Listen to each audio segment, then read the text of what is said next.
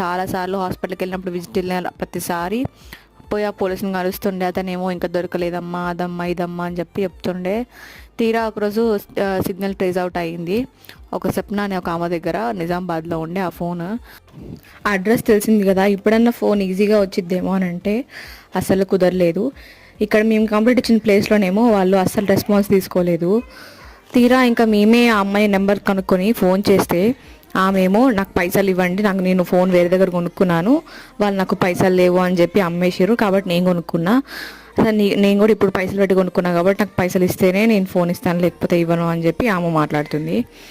ఇంకా సరేలే అది అని చెప్పి మాట్లాడి ఎలా వాళ్ళ కన్విన్స్ చేద్దాము అని అంటే ఇలా అయితే కాదు, ఆమె అడ్రస్ తెలుసుకుందాము అనేసరికి ఇంకా వేరే నెంబర్ ఫోన్ తీసుకొని చేసి ఇలా డబుల్ బెడ్రూమ్ ఫ్లాట్ వచ్చింది అని చెప్పి ఫోన్ చేస్తే ఆమె అప్పుడు అడ్రస్ చెప్పింది. ఇలా ఇప్పుడన్నా ఈజీగా అయిద్దేమో అంటే కాలేదు. నెక్స్ట్ వీడియోలో చెప్తాను.